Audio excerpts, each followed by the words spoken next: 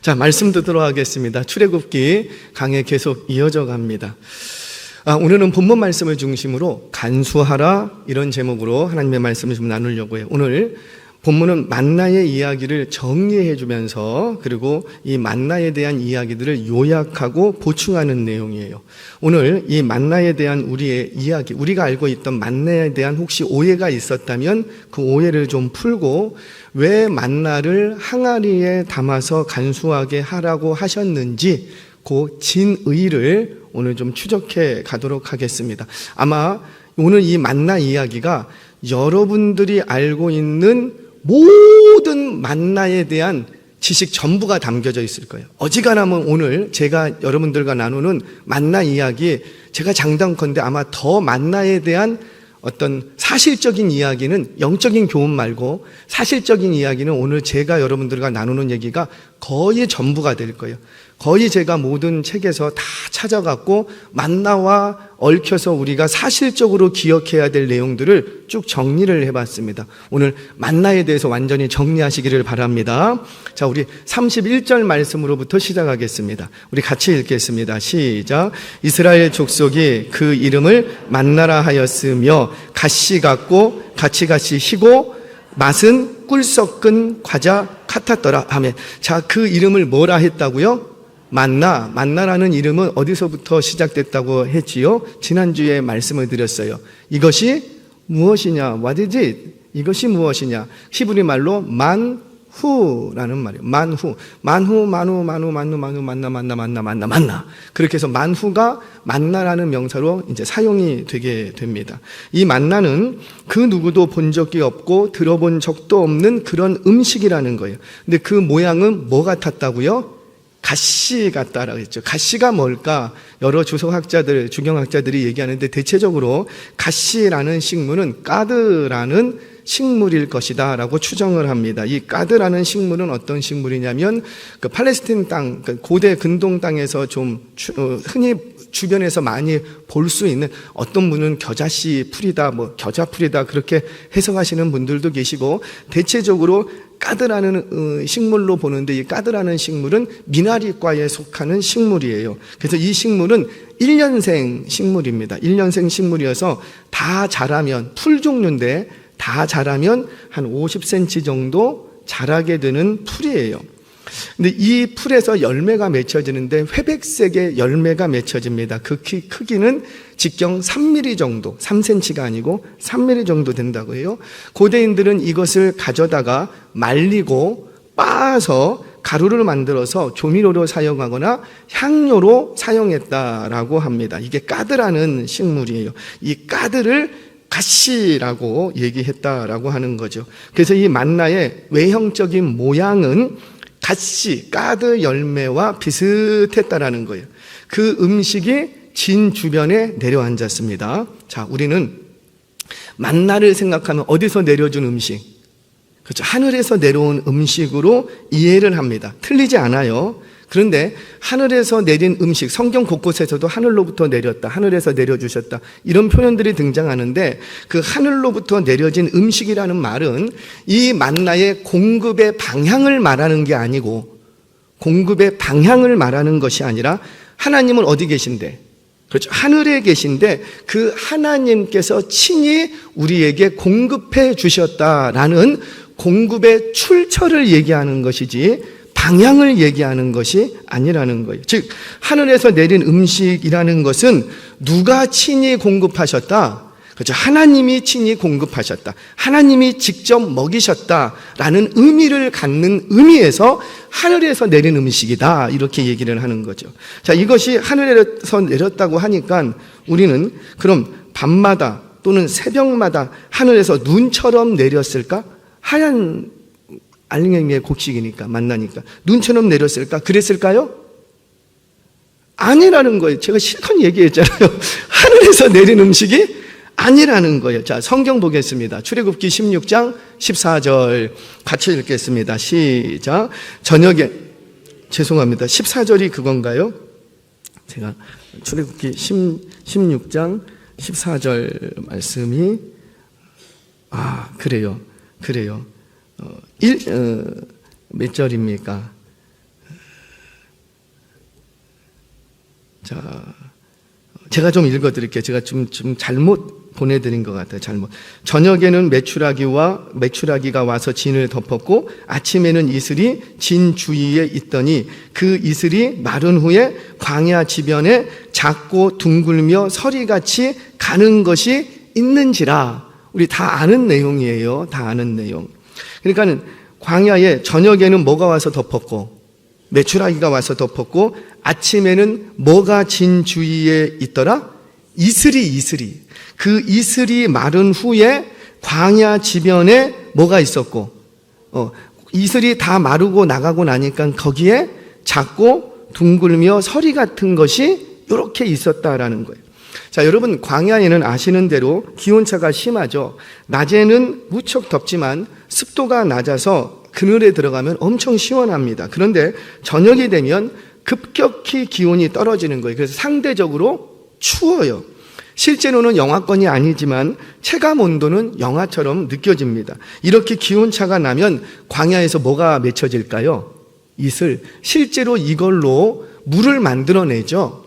사막에 철조망을 쫙 쳐놓고 거기에 전기가 흐르게 하면서 거기서 바람이 불어오고 기온차에서 그 철조망에서 뭐가 맺히는 거예요? 이슬이 맺혀서 그 이슬이 싹 떨어져서 담겨지도록, 그래서 물을 공급하는 방식으로 실제로 지금도 사용을 하고 있습니다. 자, 팔레스틴 땅에서는 우리 가나안 땅 하면은 곡물들이 여러 가지 있는데 그 중에 대표적인 과일 중에 하나가 뭐냐면 뭐가 생각나세요?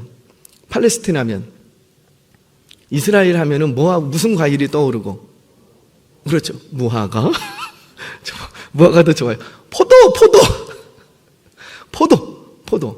포도 농사가 이스라엘 땅에서는 잘 됩니다. 왜 그러냐면 이 포도라는 과일은 물이 많이 필요 없대요. 그러니까 포도가 맛 좋게 연글고 튼실하게 연글려면 일단 강우량이 적어야지 되고 햇볕이 뜨거워야 한다고 합니다. 그래서 이 강우량이 적은 팔레스틴 같은 곳에서는 포도 농사하기가 굉장히 좋아요. 그래서 팔레스틴 땅에서는 포도 농사가 일반적인 과일 농사로 굳어지게 됩니다. 그래서 이스라엘 백성들을 축복하는 언어로 뭐 같은 과일로 비유하냐면 포도라고 비유하고, 그 다음에 예수님도 포도나무로 비유하는 이유가 거기 있어요. 자, 그런데 그 이슬이 마른 후에 그곳에 이렇게 가봤더니 이슬이 다 마른 후에 거기에 뭐가 있더라? 만나가 있었다는 거죠. 추정해 보면 뭐가 뭐로 바뀐 거예요? 그렇죠. 이슬이 만나로 변화된 거예요. 자, 이게 가능할까요? 가능하지 않을까요? 가능하죠. 물도 뭐도 바꾸고 포도주로 바꾸잖아요. 처음 들어요? 물도 뭘로 바꾸시는데? 포도주. 근데 이슬을 뭘로 바꾸고? 만나로 바꾸실 수 있죠. 자, 민수기 11장 9절 말씀 같이 한번 읽겠습니다. 시작. 밤에 이슬이 진영에 내릴 때에 만나도 함께 내렸더라. 자, 이슬은 하늘에서 내리는 게 아니에요. 그렇죠? 이슬은 하늘에서 내리는 게 아니고 이슬이 하늘로부터 내리는 게 보여요, 안 보여요? 안 보여요. 그저 이슬은 생기는 거예요. 그래서 우리는 흔히 이슬이 맺혔다 이렇게 얘기하지 이슬이 하늘로부터 내린다 이런 말은 안 쓰잖아요. 즉 그처럼 만나도 맺힌 거예요. 만나도 생긴 거라는 거죠. 어디 속에서? 이슬 속에서. 이걸 누가 하시는 거라? 하나님. 자, 그 맛은 꿀 섞은 과자 같았다라는 거. 이걸 매일매일 주십니다. 아멘이세요? 자, 여기까지가 우리가 일반적으로 알고 있는 만나에 대한 이야기예요. 자, 그러면 이 만나가 언제부터 주어졌는가? 언제부터 주어졌을까요? 자, 성경을 추적합니다. 출애굽기 16장 1절 2절 말씀 같이 읽겠습니다. 시작. 이스라엘 자손의 온 회중이 엘림에서 떠나 엘림과 시내산 사이에 있는 신광야에 이르니 애굽에서 나온 후 둘째 달 15일이라 이스라엘 자손 온 회중이 그 광야에서 모세와 아론을 원망하여. 아멘. 이스라엘 백성들이 출애굽할 때 음식을 가지고 나온 것이 있었는데 그 음식을 먹다 보니 언제쯤 음식이 다 떨어진 거예요? 출애굽한 지 둘째 달, 그러니까 만 30일이 지났을 때, 둘째 달쯤 됐을 때, 두 번째 달이 됐을 때 이 음식이 다 떨어진 거예요. 그래서 이들이 배고픔 때문에 원망합니다. 근데 그 원망한 날짜가 기록이 돼 있죠. 언제라?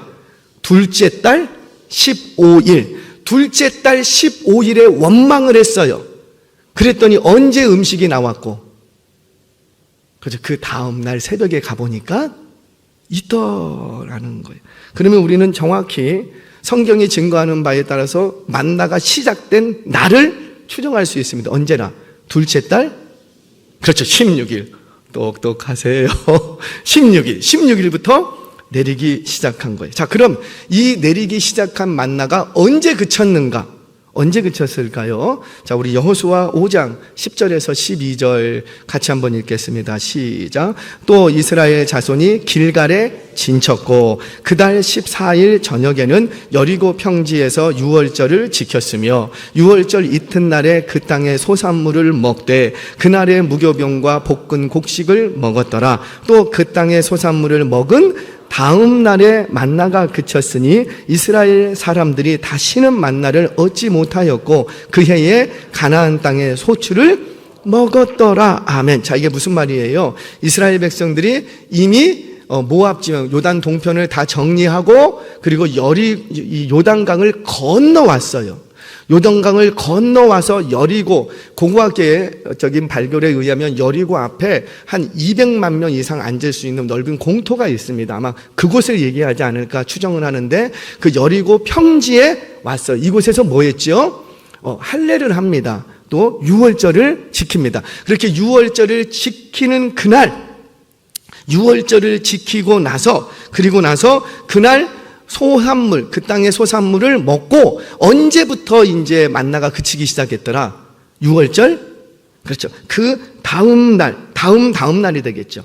6월절 다음 날 소산을 먹었으니까 그 다음 날부터 이제 만나가 딱 그쳤더라는 거예요. 대략 이 기간은 정확히는 뭐 39년 11개월 이렇게 얘기하는데 여하튼간 건 40년이 되는 거예요.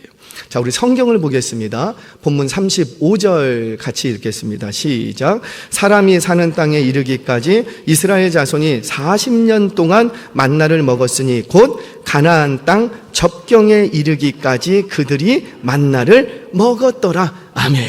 자, 이제 만나가 시작된 것과 끝나는 것까지 다 봤어요. 자, 이 과정에서 하나님께서 오늘 뭐라고 모세에게 말씀하시냐면 아론 불러라. 아론에게 항아리 하나 가져오게 해라. 그리고 그 항아리 속에 뭘 담아라? 만나 한 오멜을 담아라. 그래서 그것을 담아서 간수하라. 어디에 간수하라? 자, 34절 오늘 본문 보도록 하겠습니다. 시작. 아론이 여호와께서 모세에게 명령하신 대로 그것을 증거판 앞에 두어 간수하게 하였고, 아멘. 증거판 앞에 두라는 거예요. 그 증거판이 뭐지요? 우리가 알고 있는 십계명의 두 돌판, 두 돌비를 얘기합니다. 이것이 증거판이에요. 이 증거판 어디에 두라?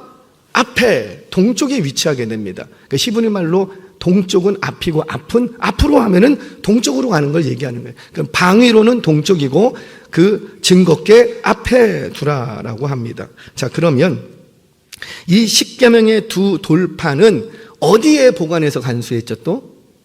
우리는 언약계, 증거계, 법계 이렇게 얘기하지 않습니까? 그러니까 그 언약계 속에 증거판을 두었는데 그 증거판 동쪽 부분 앞쪽에 거기 어디에다가 딱 두고 보관을 하라는 거예요. 그러면 만나를 항아리에 담아서 언제부터 간수하기 시작했을까요? 생각.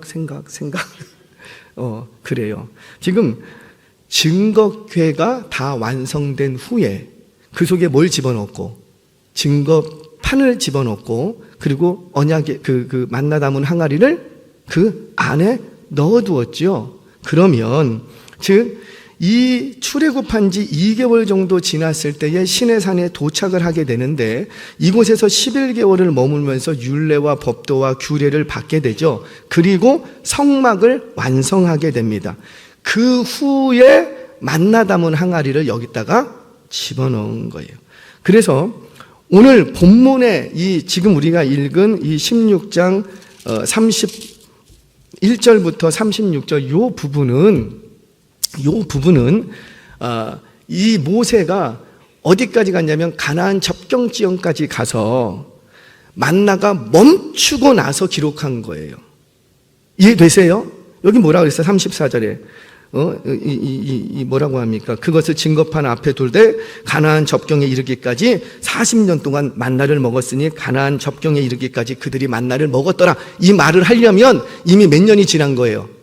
그렇죠. 40년이 지난 거예요. 그러니까 우리는 16장이 출애굽한 지 둘째 달 15일부터 시작된 내용이었는데 사실 32 후반부의 이 내용은 모세가 40년을 다 지내고 만나를 시작부터 만나가 끝나는 날까지 다 보고 그리고 나서 기록을 나중에 더 추가해서 기록을 한 거지요.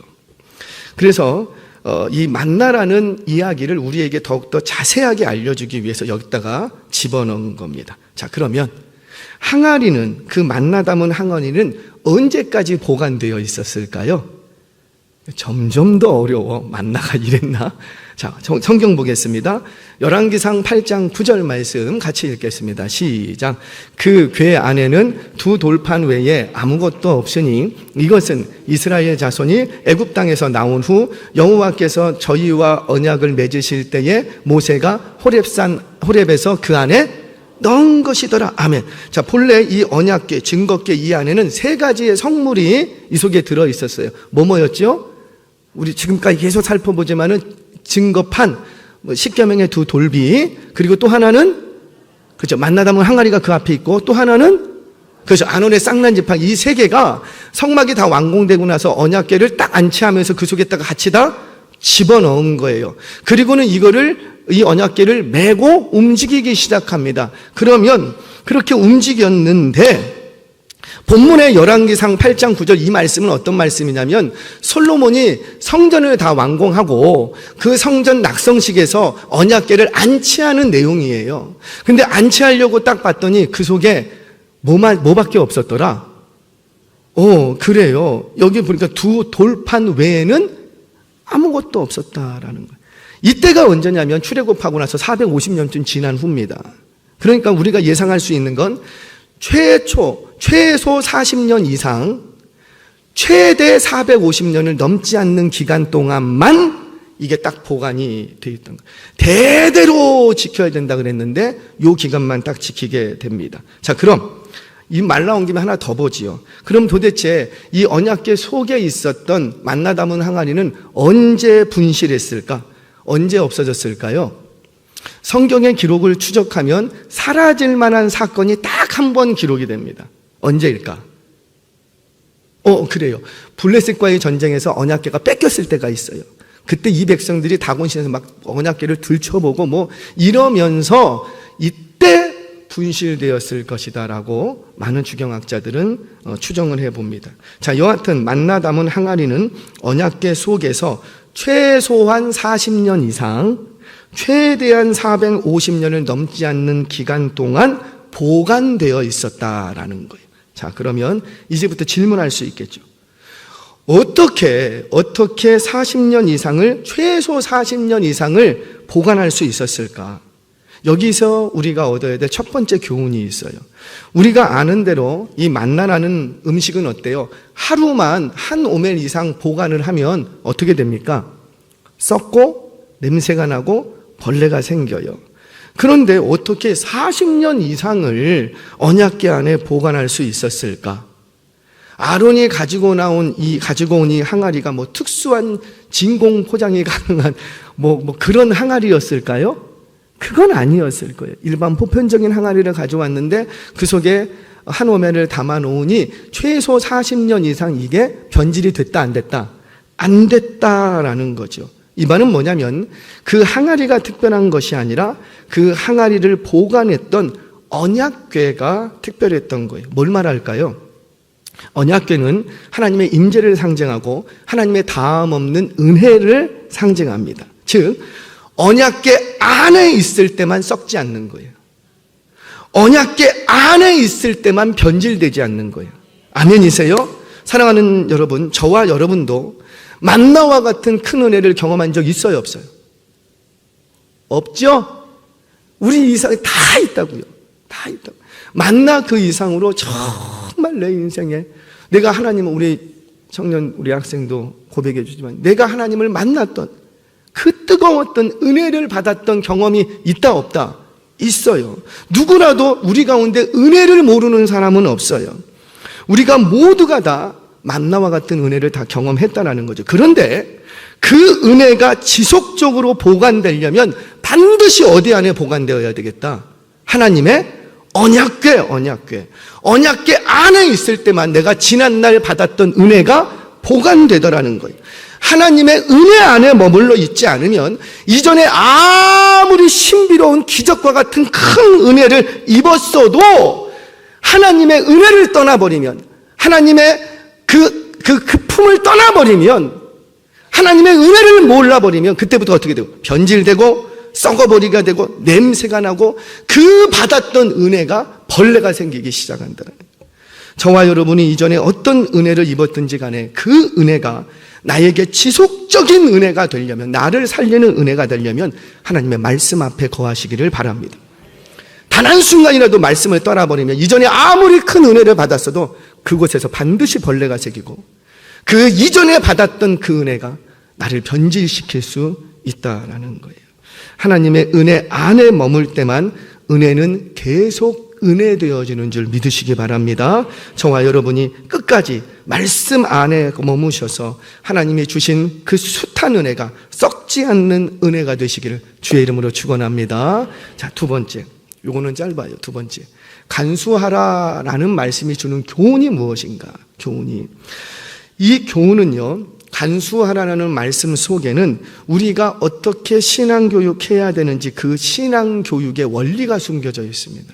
그래서 오늘 중고등부 학생들이 와 있는데 이거 잘 붙드시고 교사들은 잘 한번 새겨 들으시기 바랍니다. 자, 우리 32절 말씀 같이 한번 읽겠습니다. 시작. 모세가 이르되 여호와께서 이같이 명령하시기를 이것을 오멜에 채워서 너희의 대대 후손을 위하여 간수하라. 이는 내가 너희를 애굽 땅에서 인도하여 낼 때에 광야에서 너희에게 먹인 양식을 그들에게 보이기 위함이니라 하셨다 하고 아멘. 자, 32절에도 간수하라, 33절에도 간수하라, 34절에도 간수하였고, 간수하라는 말씀이 이 짧은 구절 속에 3번 등장해요. 그러면 이게 중요한 거예요? 안 중요한 거예요? 엄청 중요하다는 거예요. 엄청. 여기서 간수하다라는 말씀은 단순히 보관한다라는 의미가 아니에요. 간수한다라는 그 어원은 파수꾼을 세워서 지킨다라는 뜻이 있어요. 그러니까 이런 거죠. 제가 이 자동차 열쇠를 이렇게 주머니에다가 이렇게 넣었어요. 그러면 이거 내가 보관한 거예요, 안 한 거예요? 보관한 거죠. 어디다가 보관한 거예요? 주머니에. 이건 단순히 보관하는 거고, 간수하는 건 뭐예요? 이거를 잃어버릴까 꽉 붙들고 다니는 거예요. 이게 간수하는 거예요. 이해가 되시나요? 자, 무슨 말이냐면 간수한다는 것은 그만큼 굉장히 하나님께서 중요시 여기는 부분이라는 거죠. 그럼 왜 간수하게 하시는가? 그 이유가 오늘 본문의 32절에 등장을 했어요. 너를 위해서가 아니라, 만나를 먹은 너를 위해서가 아니고 누구를 위해서? 너희, 우리 32절 다시 한번 띄워주시겠습니까? 간수하게 하는데 누구를 위해서 간수해라? 그렇죠. 너희의 대대 후손을 위해서, 만나를 먹은 너를 위해서는 사실 간수할 필요가 없는데 누구를 위해서 간수하라? 그렇죠. 너희 후손을 위해서 간수하라는 것. 즉, 신앙적 교훈을 위해서 간수하라는 거예요. 그럼 어떤 신앙적 교훈을 위해서라? 바로 광야에서 40년 동안 기적적인 방식으로 먹이셨다라는 것을 이들은 그거 못 먹어. 후손들은 못 먹는다니까요.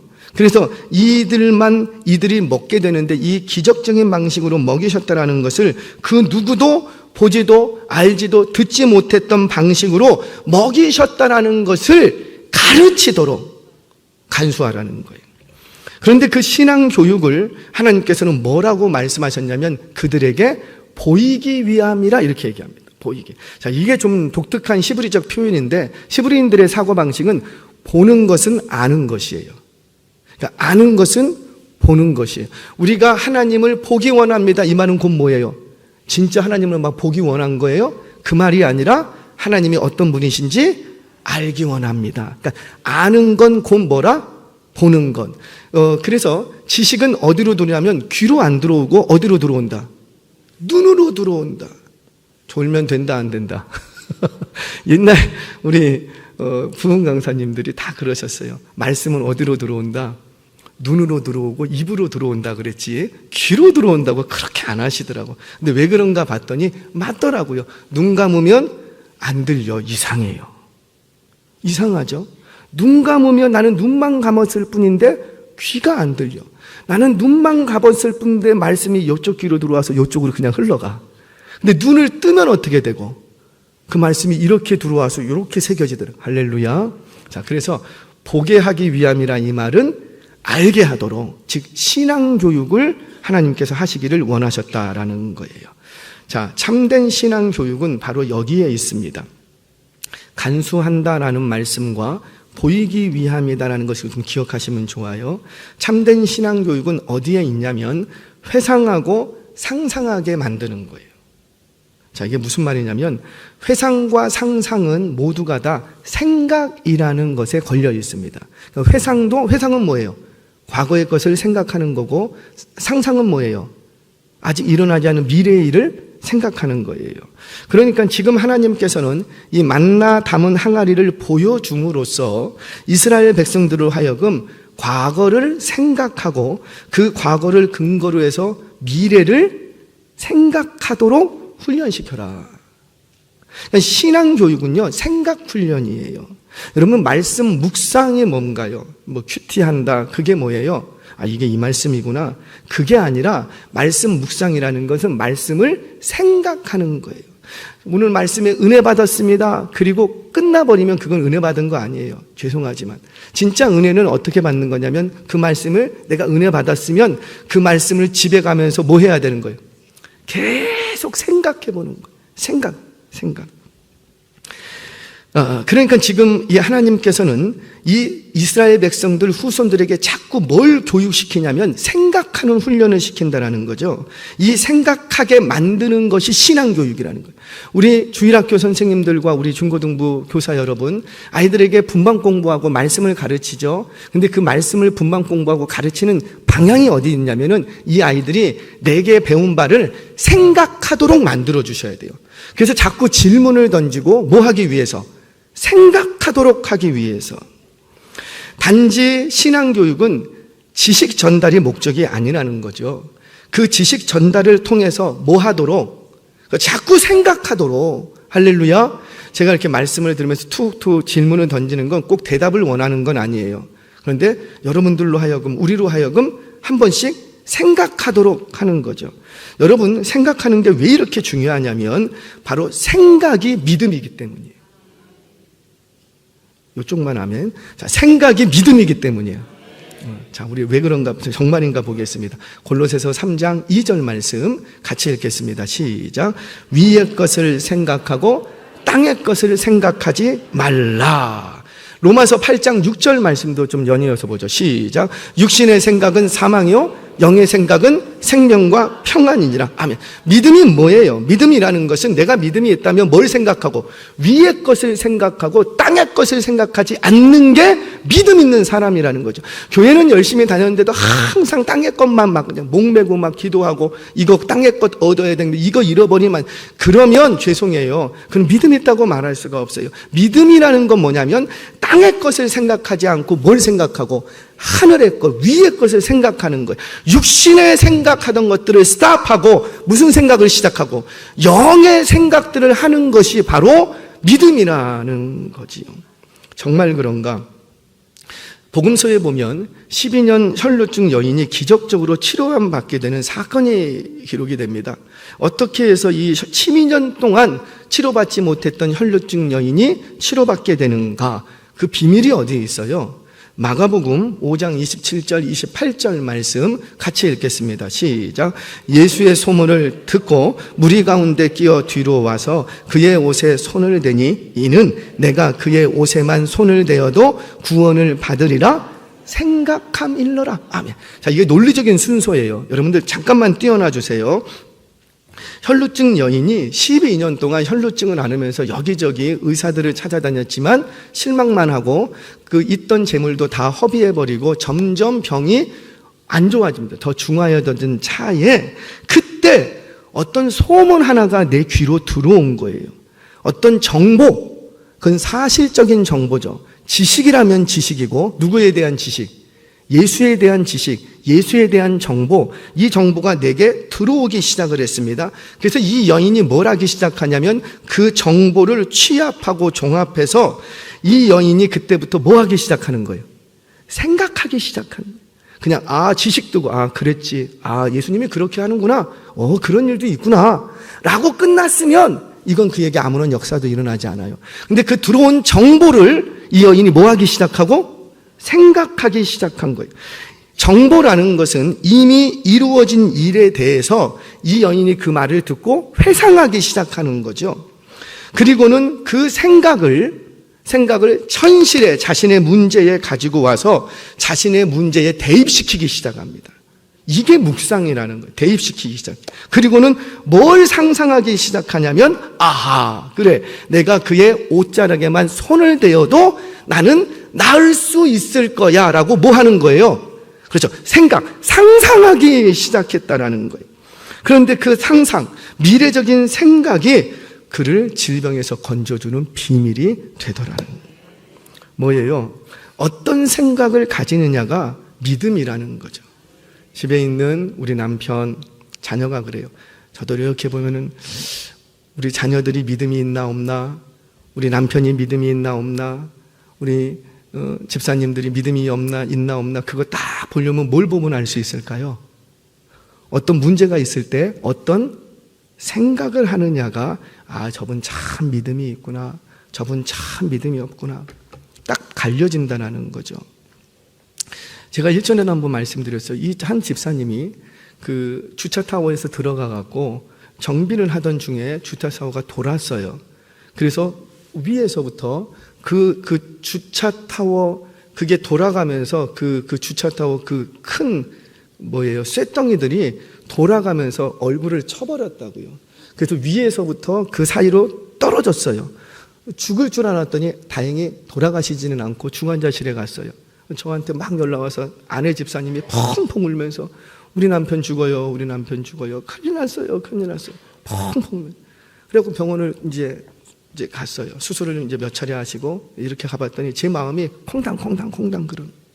그 집사님이셨는데 이 집사님은 주일에 교회를 몇 번만 나오고 일주일 내내 딱 한 번만 나오죠. 그리고 저기 중층에 저 구석에 왔다 가셨는지 티도 안 나. 사람들하고 교제도 없고 성도의 교제도 없고 막 그냥 믿음이 그래갖고 이번에 이 사건 맞았으니까 이번 앞으로 교회 나온다 안 나온다? 안 나올 확률이 99%예요. 제 마음이 콩당콩당해서 이걸 뭐라고 얘기를 해야지 되지. 그리고 찾아갔는데 얼굴을 붕대로 감싸고 있는데 이분의 입에서 터져나온 거예요. 목사님, 우리 하나님 살아계십니다. 그 상황을 당했으면 다른 생각을 할 수 있었는데 나를 그 중에서 살려주셨다는 거예요. 그 생각 하나를 딱 붙듭니다. 그러니까 그걸 보니까 이분은 믿음이 있다 없다? 믿음이 있다라는 거예요. 우리 아빠가 믿음이 있는지 없는지 알려면 뭘 보면 알 수 있다고요? 우리 아빠가 어떤 생각을 하고 있는지를 보면 알 수가 있다라는 건데요. 자, 그러면 믿음 없는 것, 하나님을 욕보이는 건 뭐예요? 그것도 역시 생각이에요. 자, 마가복음 8장 33절 같이 읽겠습니다. 시작. 예수께서 돌이키사 제자들을 보시며 베드로를 꾸짖어 이르시되 사탄아 내 뒤로 물러가라. 내가 하나님의 일을 생각하지 아니하고 도리어 사람의 일을 생각하는도다 하시고. 아멘. 그래요. 베드로가 왜 갑자기 사탄이 됐죠? 베드로가 사탄이 아니라 베드로의 생각이 지금 사탄의 생각을 하고 있는 거예요. 지금 베드로가 왜 사탄의 하수인이 되었는가? 지난날 예수님과 함께 지냈던 그 시간들을 회상하면서 지금 닥친 이 현실의 문제를 해석하고 미래를 상상해야 되는데 이 베드로가 그걸 안 하는 거예요. 그 숱한 예수님으로부터 설교를 듣고 기적과 이적을 체험한 그 사실 정보가 있음에도 불구하고 그냥 지금 당한 현실에 자신의 생각만 가지고 막 생각을 하기 시작하는 거예요. 그리고는 미래적인 일을 생각하지 못하고 지금 당장 이게 나에게 유익이 되느냐 안 되느냐, 지금 당장 나에게 만족이 되느냐 아니냐, 그것만 생각하는, 미래를 안 보는 거예요. 우리 예수님 십자가에 돌아가시면은 베드로의 입장에서는 돼요 안 돼요? 안 된다라는 거예요. 왜? 내가 지금 내 직장과 일터를 다 버리고 예수님 쫓아왔는데 3년 정도로 쫓아다녔는데 갑자기 예수님이 여기서 죽어버리면 안 돼. 또 베드로가 예수님을 사랑해요 안 해요? 사랑하지. 너무너무 사랑하는 사람이 나 십자가 진다. 그러니 누가 그냥 안녕히 가십시오, 누가 그러겠냐고요? 말리지. 그러니까 지금 베드로는 무슨 생각만 하고 있냐면 지금 나에게 유익한 생각만 하는 거예요. 지금 내 만족이 어디 방향으로 흐르느냐. 예수님은 그걸 원하지 않아요. 너가 그 생각을 하는 거 보니까 그 생각은 누가 집어넣어줬는데 사탄의 생각이다. 사탄아 내 뒤로 물러가라. 어떤 문제가 닥치면 지금 당한 그 문제에 몰두한 나머지 지난 세월 하나님께서 나를 어떻게 먹이셨는지, 어떻게 나를 입히셨는지, 어떻게 그 웅덩이에서 건져주셨는지 새까맣게 잊어버리고 회상할 줄을 모르는 거예요. 생각할 줄을 모르는 거예요. 그리고는 지금 왜 내가 이런 고난을 당해야 합니까? 자신의 만족대로 생각하고 자신의 감정대로 현실을 해석하기 시작합니다. 그러면 미래가 어두워요. 그러면 미래가 없어요. 안 보이는 거예요. 그래서 우리는 실망하고 낙심하고 좌절하는 거예요. 사랑하는 여러분, 아니랍니다. 지금 내가 당한 현실과 지금 당한 내 이 사건, 지난날 하나님이 보여주셨던 은혜를 기억하고, 기억나지 않으면 뭐라도 보고 성경이라도 보고, 그래서 성경을 보면서 하나님이 그때 이렇게 하셨구나, 하나님을 기억해 내라는 거예요. 내라는. 그게 바로 믿음이라는 거죠. 자, 이제 다 됐어요. 뭐 신앙교육은 뭐예요? 정말 좋은 신앙교육은 몇 장 몇 절 암송시키는 것으로 끝나면 안 돼. 그 암송을 왜 시키는데? 그렇죠. 내가 인생을 살아가면서 어떤 문제가 닥칠 때 우리가 왜 출애굽기 만나 이야기를 숱하게 그렇게 듣는 이유가 뭐예요? 아니, 이스라엘 백성들이 만나를 먹은 것과 나랑 무슨 상관이 있냐고. 그 이야기를 자꾸 듣는 것은 너가 원망하고 불평할 만한 상황이 너에게도 올 텐데 그때 뭘 생각할 수 있어야 되겠다. 그때 하나님이 이스라엘 백성들을 40년 먹이셨다니까. 하물며 주께서 나를, 다윗은 기가 막힐 웅덩이에서도 건져 주셨다니까요. 아멘이세요? 그러니까 이거를 가르치는 이유가 뭐냐면, 자, 다윗이 웅덩이에서 건짐받았다. 요셉이 웅덩이에서 건져받았다. 그리고 총리가 됐다. 정보 전달로 끝나면 안 되고, 그 사실, 그 정보가 그 아이들과 그 학생들의 머릿속에, 뇌세 속에, 생각 속에 스며들어서 나의 현실적인 사고와 사건을 당했을 때에 누구를 생각해내고, 하나님을 생각하게 하려고 신앙교육하는 거라고. 만약에 이걸 잃어버리면 우리는 바리새인과 교인들밖에 양성할 수밖에 없는 거예요. 말씀을 정리하겠습니다. 주일학교 교육이 참 중요한 것이, 주일학교 교육은 보여주는 거잖아요. 가르치는 게 아니고 보여주는 거잖아요. 보여줌으로써 뭘 키우냐면 생각을 키워주는 거예요. 어떤 생각? 하나님의 생각, 믿음의 생각을 하도록 훈련시켜주는 거예요. 저는 우리 장년들 성경 공부도 그렇고 우리 청년들과 자녀들의 분방 공부, 모든 신앙교육은 우리가 왜 하느냐? 누구를 생각하도록. 하나님. 어떤 문제가 닥쳤을 때 하나님의 생각이 안 나. 지난주에 말씀에 뭘 들었지? 생각이 안 나. 죄송해요. 그거 훈련하셔야지 돼요. 훈련하면 생각이 납니다. 자꾸 생각이 나요. 생각이. 그게 바로 신앙교육이라는 거죠. 그래서 주일학교 신앙교육은 보여주는 거예요. 제가 말씀을 정리하다가 우리 조카들이 생각이 났어요. 조카들이, 저는 그렇게 못 키웠는데 우리 누님 조카들은 그렇게 키우셨더라고요. 한 10여 년쯤 전이었어요. 제가 우리 누님 집에를 이렇게 갔는데 조카가 둘이 있어요. 남자애들 둘이에요. 2년 터울로 남자애들, 그때가 아마 초등학생 2, 3학년쯤 됐을까, 큰 애가 그쯤 됐던 것 같아요. 3, 4학년. 그 둘이, 남자애들 둘이 집에서 막 놀고 있는 거예요. 그래서 뭘 하는가 봤더니 작은 애가 이 그릇을 하나 막 들고 가면서 형을 쫓아다니면서 형 이거 먹어, 형 이거 먹어, 이거 먹어 막 그러는 거예요. 그러면서 먹으려고 딱 하면 장자권 줘. 이게 무슨 놀이 하고 있는 거예요? 형은 해서 나는 야구. 그리고 놀고 있어요. 그리고 한참 있다가 테마가 바뀌었어. 형, 우리 기드온의 300인 놀이 하자. 형이 기드온 해. 내가 300인 할게. 그리고 막 집에서 노는 거예요. 제가 그거를 이렇게 보다가 솔직히 정말 나 그 교회 보내고 싶었어요. 우리 애들을. 나 그 교회 보내고 싶었어요. 이렇게 신앙교육 시키는 교회라면 나는 우리 교회, 나는 우리 아이들 여기 좀 보내고 싶다. 그 마음이 엄청 들었어요. 왜 그러는 거예요? 신앙교육 잘 시키는 거예요. 지식 전달, 정보 전달로 끝나는 것이 아니라 자꾸 뭘 하게 만드는 거예요? 생각. 말씀을 생각하고 하나님이 계시는구나 생각하도록 훈련하는 거예요. 사랑하는 여러분, 참된 신앙 교육은 바로 하나님을 생각하도록 훈련시켜 주는 거랍니다. 우리 주일 학생들을 가르치려 하지 말고 주일 학생들에게 하나님께서 만나담을 향한 일을 보여주셨던 것처럼 우리 선생님들도 우리 학생들에게 보여주시기 바랍니다.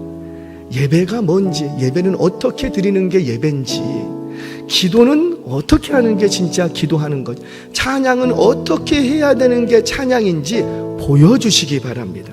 그러면 그 본바대로 우리의 아이들도 저와 여러분들의 신앙을 잘 본받아서 다음 시대에 믿음의 승리자가 될 줄로 믿습니다.